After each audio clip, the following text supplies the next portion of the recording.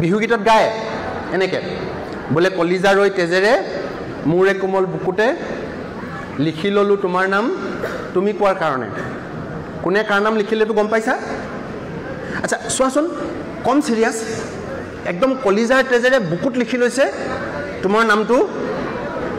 আকৌ কোনোবা এটা এনেকেও গাব তোমাৰ নাম বতাহত লিখিম বোলে তোমাৰ নাম হিলত লিখিম তোমাৰ নাম আমুকত লিখিম ইত্যাদি ইত্যাদি আচ্ছা মই সুধিছো এতিয়া কথাটো যে লিখি কিয় ল'ব লাগেনো তুমি যে গোবিনৰ নামটো তাৰ নামটো যে ইমান সিৰিয়াছকে লিখি ললা তুমি যে আইএছ হম বুলি ভাবিছা এই কথাটো লিখি ললা নাই তাৰ নামটো কলিজাৰ তেজ কাটি বুকুত লিখিলানে নাই সেই কথাটো তুমি আইএছ হম বুলি ভবা কথাটো তুমি বতাহত লিখিলানে নাই আইএছ হম বুলি ভবা কথাটো তুমি হিলত লিখিলানে নাই তুমি কপালত লিখিলানে নাই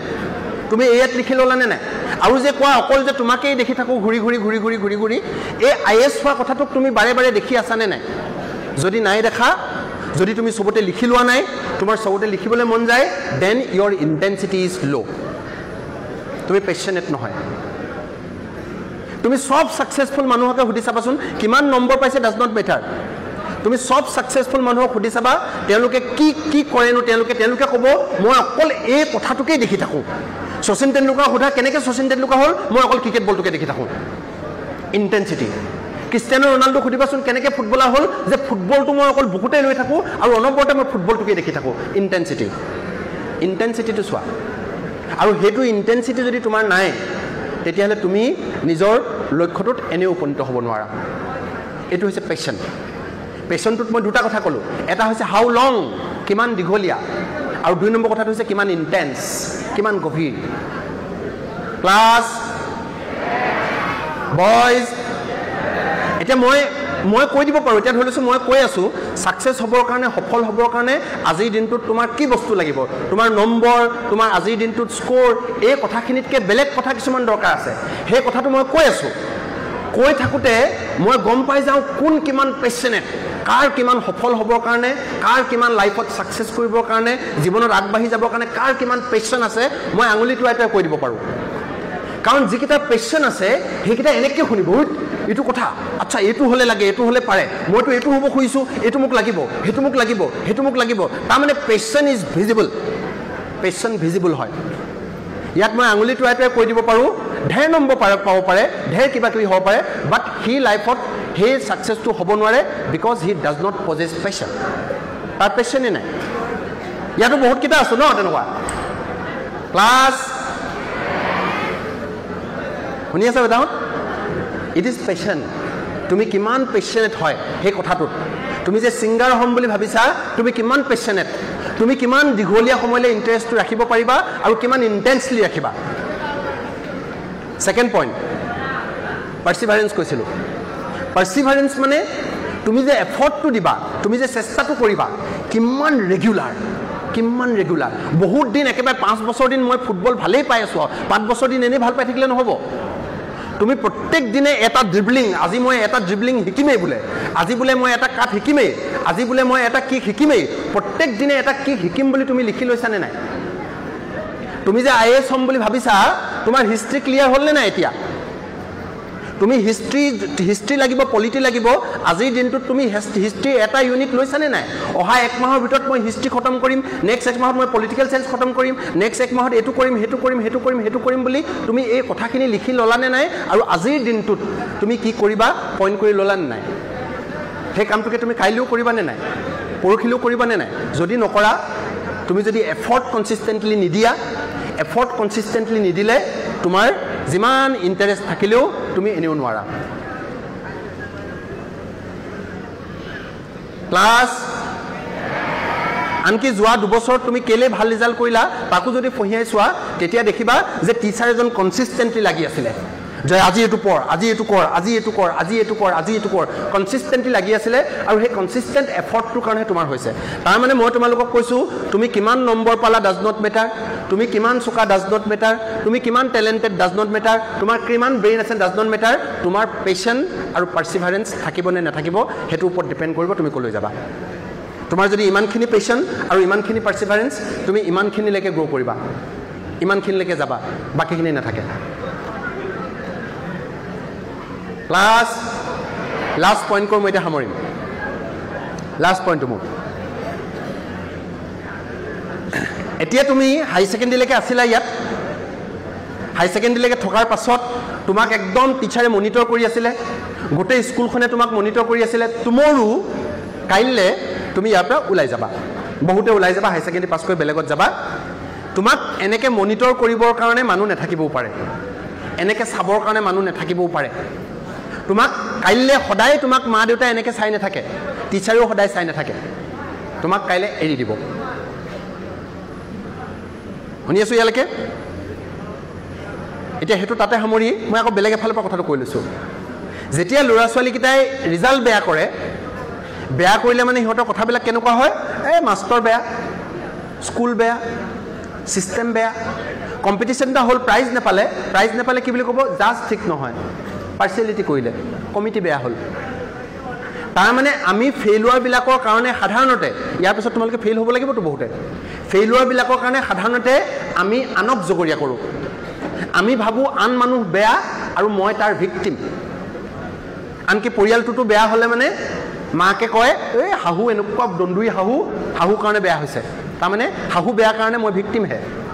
এবাৰ শাহুৰ লগত পাতিব লাগে শাহুৱে ক'ব কেনেকুৱা দন্দুৰী বোৱাৰী এজনী আনিলোঁ তাৰমানে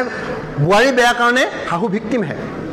আমি প্ৰত্যেকটো বেয়াৰ কাৰণে আনক ভিক্টিম বুলি ভাবোঁ আনকি ইয়াত ডান্স কৰিবলৈ অহা গৰাকীয়েও কি বুলি ক'লে যে জাজ বেয়া পাৰ্চিয়েলিটি কৰিলে কমিটি বেয়া সেইকাৰণে মই প্ৰাইজ নাপালোঁ যদি জাজ বেয়া কাৰণে মই প্ৰাইজ পোৱা নাই যদি টিচাৰ বেয়া কাৰণে মোৰ ৰিজাল্টটো বেয়া হ'ল যদি স্কুল বেয়া কাৰণে মোৰ ৰিজাল্টটো বেয়া হ'ল তাৰমানে মোৰ কৰিব লগা একো নাছিলে মই ৰেছপনচিবল নহয় তাৰমানে টিচাৰ বেয়া কাৰণেহে ৰিজাল্ট বেয়া হৈছে স্কুল বেয়া কাৰণেহে ৰিজাল্ট বেয়া হৈছে স্কুল ভাল কাৰণেহে ৰিজাল্ট ভাল হৈছে টিচাৰ ভাল কাৰণেহে ৰিজাল্ট ভাল হৈছে इसको रिजेक्ट करना है ये आइडिया থাকিলে নহব बी रेस्पॉन्सिबल बाय योरसेल्फ নিজে নিজে ৰেসপন্সিবিলিটি ল'ব লাগিব যদি বেয়া হৈছে ডান্সটো বেয়া হৈছে ঠিক আছে কাইলৈ মই ৰিহাৰ্সেল বহাব লাগিব ঠিক আছে মই নতুন স্কিল শিকি ল'ব লাগিব মই নতুনকৈ আকৌ আহিব লাগিব মই জাজ নহয় কমিটি নহয় মোৰ কৰিবলৈ বাকি থাকিলে মই শিকিবলৈ বাকি থাকিলে মই ৰিহাৰ্সেল কৰিবলৈ বাকি থাকিলে তাৰমানে প্ৰত্যেকটো কামৰ কাৰণে তুমি ভাবি লোৱা যে আই এম ৰেসপন্সিবল মই দায়বদ্ধ আই এম ৰেসপন্সিবল আমাৰ ইয়াত সেই কাৰবাৰটো কৰা নহয় আমাৰ ইয়াত কি হয় ৰেসপন্সিবিলিটি আমি বাকিবিলাকে লৈ থাকোঁ ডাঙৰে লৈ থাকোঁ টিচাৰে লৈ থাকোঁ আমুকে লৈ থাকোঁ তামুকে লৈ থাকোঁ কালিও মই এঠাইত গৈছিলোঁ মৰাণ ছাত্ৰ সন্থাৰ কিবা প্ৰগ্ৰেম এটাত মৰাণ ছাত্ৰ সন্থাই মোক এটা ষ্টেটিষ্টিক্স দিছে তেওঁ কৈছে আমি ইমানখিনি ল'ৰা ছোৱালীক আই এছ কোচিঙৰ কাৰণে মৰাণ ছাত্ৰ সন্থাৰ ফালৰ পৰা স্কলাৰশ্বিপ দি থাকিবলৈ ব্যৱস্থা কৰি পঢ়ালোঁ তেওঁলোকৰ এটেণ্ডেঞ্চ কাৰোবাৰ 7% কোচিঙত কাৰোবাৰ 50% কাৰোবাৰ 30% আৰু গোটেই মৰাণ ছাত্ৰ সন্থাকেইটা ল'ৰাকেইটা মোৰ ওচৰত ট্ৰেজেডি ফালিছে ছাৰ কি কৰোঁ তাৰমানে ষ্টুডেণ্টজনে নিজে ৰেসপন্সিবিলিটি লোৱা নাই আই এম নট ৰেসপন্সিবল মানে মই ৰেসপন্সিবল নহয় until you yourself take the responsibility তুমি যেতিয়ালৈকে নিজে ৰেসপন্সিবিলিটিটো নোলোৱা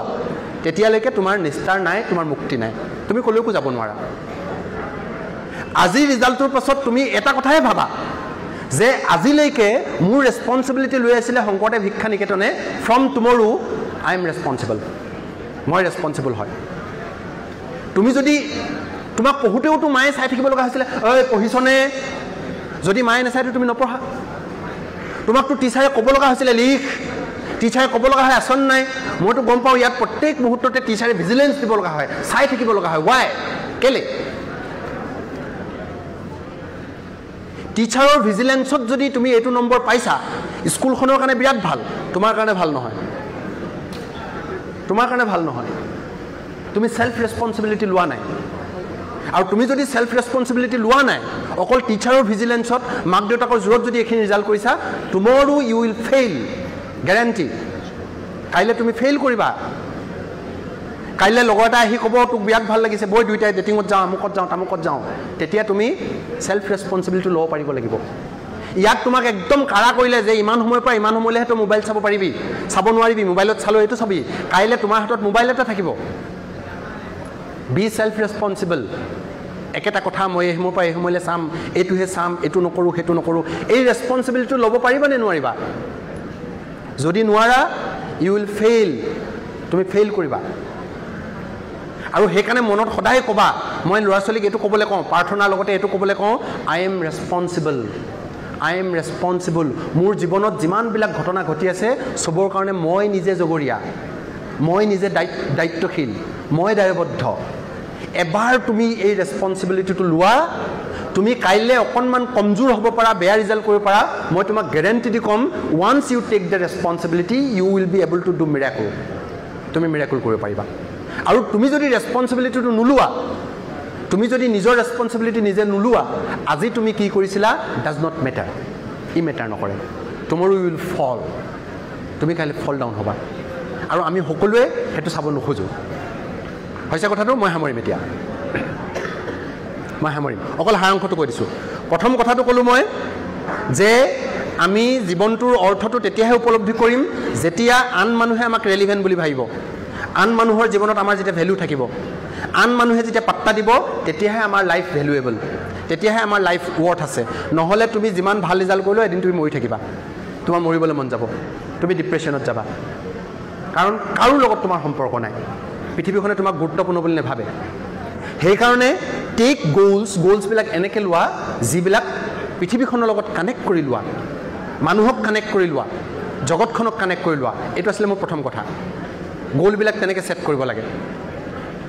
দ্বিতীয় কথাটো আছিলে টেলেণ্টতকৈ ইণ্টেলিজেঞ্চতকৈ আটাইতকৈ ইম্পৰ্টেণ্ট কথাটো হৈছে তুমি পিছত কিমান দূৰলৈকে যাবা সেইটো ডিপেণ্ড কৰিব তোমাৰ টাৰ্গেটটোত তোমাৰ লক্ষ্যটোত তুমি বিচৰাটোত তুমি কিমান পেশ্যনেট আৰু পেশ্যন বুলি কওঁতে মই দুটা কথা কৈছোঁ এটা হৈছে হাউ লং কিমান দীঘলীয়া সময়লৈ তুমি এইটো মেইনটেইন কৰিব পাৰিবা কিমান দীঘলীয়া সময় তুমি ভাল পাই থাকিব পাৰিবা ফুটবলটোক IAS হ'ম বুলি ভবাটো তুমি কিমান দীঘলীয়া সময়লৈকে মেইনটেইন কৰিব পাৰিবা এবাৰ বেয়া হ'লে তুমি নহ'ব আৰু বাদ দিলোঁ আৰু মানে লংগেভিটি নাই আৰু ছেকেণ্ড কথাটো হৈছে হাউ ইণ্টেন্স কিমান গভীৰ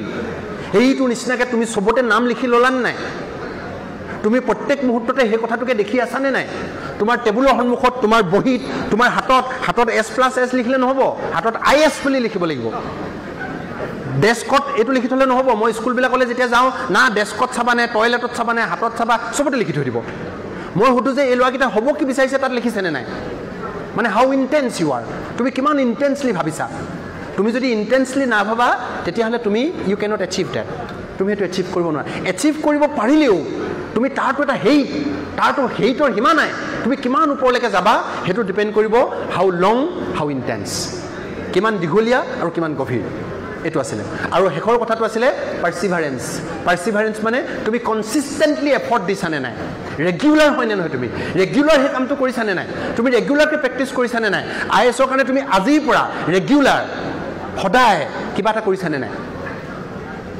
তুমি ডাক্তৰ হ'বৰ কাৰণে আজিৰ পৰা ৰেগুলাৰ সদায় কিবা এটা কৰিছানে নাই তুমি IITত চিট পাবৰ কাৰণে আজিৰ পৰা ৰেগুলাৰ সদায় কিবা এটা কৰিছানে নাই ডেট ইজ কনচিষ্টেণ্টি অফ এফৰ্ট আৰু লাষ্ট কথাটো ক'লোঁ মই আই এম ৰেছপনচিবল মই দায়বদ্ধ আৰু মই ক'লোঁ তোমালোকে মই এইটো কথাটো মনত পেলাই দিছোঁ তুমি যদি দেখিছা যে স্কুলখনৰ ছাৰ্ভিলিয়েঞ্চত টিচাৰৰ জোৰত টিচাৰৰ চেনেহত টিচাৰৰ কষ্টত তুমি সেইটো ৰিজাল্ট পাইছা বুলি তুমি যদি নিজে ভাবিছা তেতিয়াহ'লে স্কুলখনৰ কাৰণে ভাল তোমাৰ কাৰণে বেয়া তুমি এইটো কনফিডেন্সলৈহে আহিবগৈ লাগে যে I am responsible this is result of my effort and my passion